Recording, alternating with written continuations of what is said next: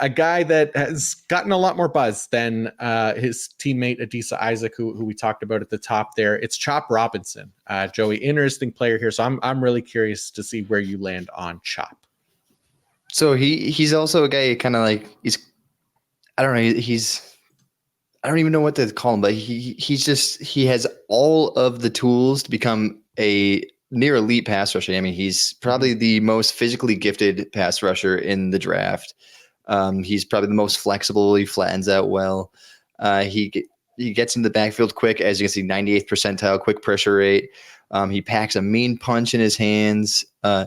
It's just, I would expect him to be a little more productive, and it makes me worried slightly, mainly because as we spoke of Arnold Ebiketie earlier, like you saw how long it took him to actually put together a decent half of the season. It was a year and a half. And then finally the second half of his second season, he finally came alive. And it's like, are we going to get a Micah Parsons type, or are we going to get an Arnold Ebiketie? I'm not sure with Chop Robinson, but with the tools he has and his athleticism, I feel like it's going to be more towards the Micah Parsons. I mean, obviously you can't say somebody's going to be Micah Parsons, but he has the potential to be an elite pass rusher. Yeah. I'm with you. Like, you watch him and he already has an elite, like, first step, right? Like, might be the most explosive edge in this entire class. He's just so quick off the line at the snap that he's often already beat his blocker and en route to the quarterback before anyone else is through their first attempt at a pass rush move. So it's just crazy how fast he can beat his man, and that shows in that quick pressure rate, like you mentioned, for his career. 16%, 98th percentile mark among prospects since 2016. That's a really impressive number there. He has great bend and dip to get around those corners on tight angles, put himself on a better path to the pocket as well. Just makes him such a tough matchup for like those less athletic offensive tackles who really have no chance of keeping up with him, really. So now, the other thing with him, like, he's so often trying to win with speed and that outside move that it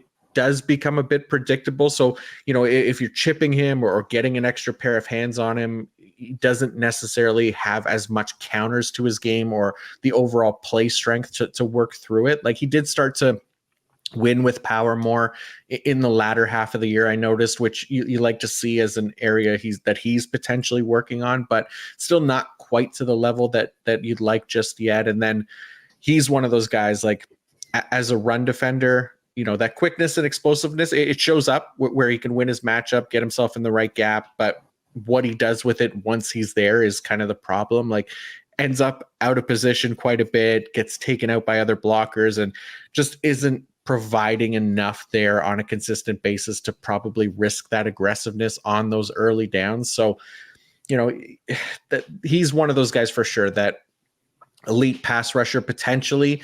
I worry about, his 3-down ability in the NFL if he doesn't clean up that run defense a little bit. But I mean, like, love the explosiveness, of course, from him, right? He just has rare speed. He has an elite first step that's going to help him win at a high rate. They just, he'll need to develop more than just that outside bend around the edge to win. And you see it at times when he's asked to kind of like rush the A gap, for example, where he does like a good stutter move to beat interior offensive linemen on the inside shoulder, which is, again, expected against those kind of guys where they don't stand much of a chance against him at all. But I thought Robinson was really fun. I'm not overly concerned about the 10 sacks, I think it is, that he's had here for his career. Yeah.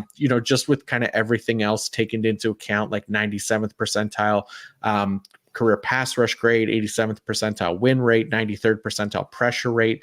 And again, that quick pressure rate is insane at the 98th percentile. So he's going to be interesting.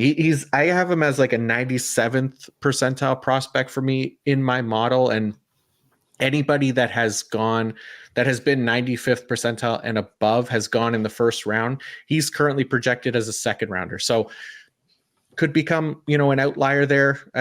He's not alone in that, in guys that have struggled against the run, like Josh Allen out of Kentucky at the time was somebody that I think is a similar kind of profile to him in a way. And I think there's definitely a path for him to become one of the top edge guys in the NFL through development, and it just might be as a pass rusher only at first to start. I'm surprised after the combine it didn't vault him at least to like the back half of the first round. Yeah.